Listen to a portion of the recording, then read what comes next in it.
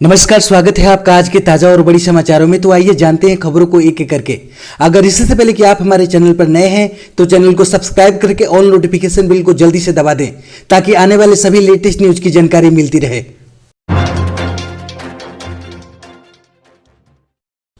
चक्रवात यास से हुई तबाही को लेकर पीएम मोदी ने ओडिशा के लिए 500 करोड़ रुपए की पैकेज की घोषणा। मरने वालों के परिजनों को 2-2 लाख रुपए और घायलों के लिए दिए जाएंगे 50,000 रुपए। जी हां, आपको बता दें कि प्रधानमंत्री मोदी ने यास तूफान के बाद की स्थिति की समीक्षा के लिए ओडिशा और पश्चिम बंगाल का दौरा किया। उन्होंने ओडिशा के लिए 500 करोड़ रुपए की पैकेज की घोषणा की। उन्होंने तूफान के शिकार बने लोगों के प्रति संवेदना जताई और कहा कि हमारी पूरी सहानुभूति उन परिवारों के साथ है जिन्होंने अपनों को खोया है। पीएम मोदी ने हादसे का शिकार होकर अपनी जान गंवाने वालों के परिजनों के लिए 2-2 लाख रुपए मुआवजा की घोषणा की, जबकि गंभीर रूप से घायल हुए लोगों के लिए 50,000 रुपए की सहायता की घोषणा की गई। ओडिशा के मुख्यमंत्री नवीन पटनायक ने पीएम मोदी से मुलाकात के वक्त कहा कि वे तत्काल मदद नहीं मांग रहे हैं क्योंकि देश अभी महामारी को झेल रहा है, लेकिन उन्होंने केंद्र से दीर्घकालीन उपायों के लिए सहायता की मांग की है। यह जानकारी प्रधानमंत्री कार्यालय की ओर से जारी की गई है। ओडिशा की ओर से प्रधानमंत्री से कोई तत्काल सहायता राशि नहीं मांगी गई, जबकि पश्चिम बंगाल के मुख्यमंत्री ने 20,000 करोड़ रुपए का पैकेज मांगा था।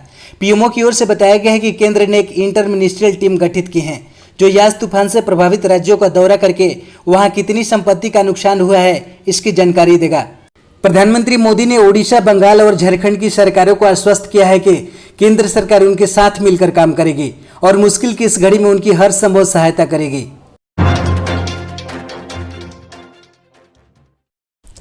देश में दिसंबर तक पूरा हो जाएगा कोरोना टीकाकरण का काम। स्वास्थ्य मंत्रालय ने तैयार किया पूरा रोड मैप।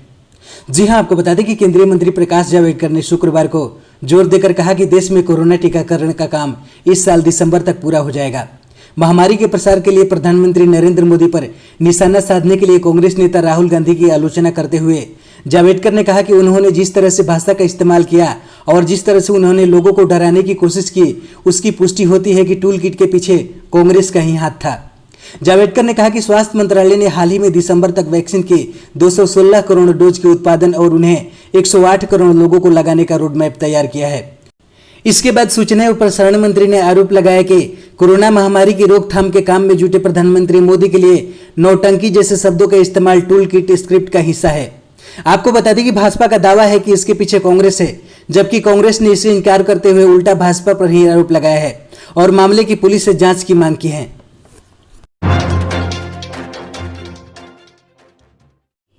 एमपी के पूर्व मुख्यमंत्री कमलनाथ ने फिर दिया विवादित बयान। कहा, मेरा भारत महान नहीं, मेरा भारत बदनाम है। जी हां, आपको बता दें कि एमपी के पूर्व सीएम कमलनाथ लगातार विवादित बयान दे रहे हैं। कोरोना से मौत के आंकड़े पर वह लगातार केंद्र और राज्य की सरकारों को घेर रहे हैं। सतना जिले के मैहर में कमलनाथ ने फिर से एक विवादित बयान दिया है। उन्होंने कहा कि भारत महान नहीं, भारत बदनाम है। सब देशों ने रोक लगाई है कि भारत के लोग नहीं आ सकते हैं। इसके बाद आपको बता दें कि इंडियन कोरोना वाले बयान पर पहले से घिरे कमलनाथ ने मीडिया से कहा कि भारत महान नहीं, मेरा भारत बदनाम है। वहीं कमलनाथ के बयान पर बीजेपी के राष्ट्रीय महासचिव कैलाश विजयवर्गीय ने झनेटेदार जवाब दिया है। कैलाश विजयवर्गीय ने कहा कि कमलनाथ जी, मेरा भारत महान था, महान है और महान ही रहेगा, लेकिन चीनी दिमाग से सोचने और इटालियन चश्मे से देखने वालों को यह नजर नहीं आएगा। आप जैसों को गोस्वामी तुलसीदास जी कह कर गए हैं कि जाको प्रभु दारुण दुख देही ताकि मति पहले ही हर लेही। दिल्ली के मुख्यमंत्री अरविंद केजरीवाल का बड़ा ऐलान। सोमवार से निर्माण और फैक्ट्री गतिविधियां होगी चालू। जी हां, आपको बता दें कि दिल्ली में कोरोना वायरस के घटते मामलों और पॉजिटिविटी रेट को देखते हुए अनलॉक की प्रक्रिया शुरू करने की घोषणा हो गई है। इसे लेकर शुक्रवार की सुबह दिल्ली डिजास्टर मैनेजमेंट अथॉरिटी की बैठक हुई है, जिसके बाद दिल्ली के मुख्यमंत्री अरविंद केजरीवाल ने डिजिटल प्रेस कॉन्फ्रेंस करके बताया कि अनलॉक की प्रक्रिया धीरे धीरे शुरू हो रही है। उन्होंने कहा कि बहुत मेहनत और मुश्किल से कोरोना काबू में आया है, लेकिन पूरी लड़ाई नहीं जीती गई है। ऐसा ना हो कि पिछले 1 महीने में जो फायदा हुआ वह बेकार चला जाए, इसलिए सबका यही मानना है कि धीरे धीरे खोला जाए। इसके बाद सीएम ने कहा कि खोलते ही हमको उन लोगों का ध्यान रखना है जो दिहाड़ी पर काम करते हैं। ऐसे मजदूर हमको कंस्ट्रक्शन और फैक्ट्रियों में काम करने वाले दिखते हैं।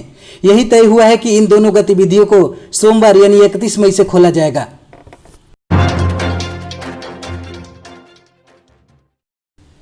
केंद्र सरकार को चुभी पश्चिम बंगाल की सीएम ममता बनर्जी की बदसलूकी। कहा, अकड़ व्यवहार से कर रही हैं बंगाल के लोगों का नुकसान। जी हां, आपको बता दें कि भीषण चक्रवाती तूफान यास को लेकर शुक्रवार को प्रधानमंत्री मोदी की समीक्षा बैठक में पश्चिम बंगाल की सीएम ममता बनर्जी के रवैये पर सरकार ने अफसोस जताया है। सरकार के सूत्रों ने दीदी के रुख को मनमाना, अहंकारी, अप्रत्याशित और लोगों के लिए नुकसानदायक करार दिया है। उन्होंने कहा कि इससे संघवाद के ढांचे को चोट पहुंचेगी। सूत्रों ने बताया कि उड़ीसा और पश्चिम बंगाल का एरियल सर्वे करने के बाद पीएम नरेंद्र मोदी का विमान कलाईकुंडा एयरबेस पर उतरा। जब प्रधानमंत्री समीक्षा बैठक में पहुंचे तो वहां पश्चिम बंगाल सरकार की तरफ से कोई नहीं था। ममता और बंगाल के मुख्य सचिव दोनों एक ही भवन में मौजूद थे। इसके बावजूद वे पीएम को लेने नहीं पहुंचे। कोरोना से जान गंवाने वाले पत्रकारों के 67 परिवारों को केंद्र से मिलेंगे 5-5 लाख रुपए। जी हां, आपको बता दें कि सूचना और प्रसारण मंत्रालय ने पत्रकार कल्याण योजना के तहत कोविड-19 से जान गंवाने वाले पत्रकारों के परिवारों को सहायता प्रदान करने के लिए एक विशेष अभियान शुरू किया है। इसके तहत पत्रकारों के कुल 67 परिवारों को 5-5 लाख रुपए की आर्थिक मदद केंद्र सरकार ने मंजूरी की है। सूचना और प्रसारण मंत्रालय में सचिव अमित खरे की अध्यक्षता में गुरुवार को पत्रकार कल्याण योजना समिति के एक प्रस्ताव को मंजूरी दे दी, जिसके तहत कोविड-19 के कारण अपनी जान गंवाने वाले पत्रकारों के कुल 67 परिवारों को वित्तीय सहायता प्रदान करने की मंजूरी दी गई है।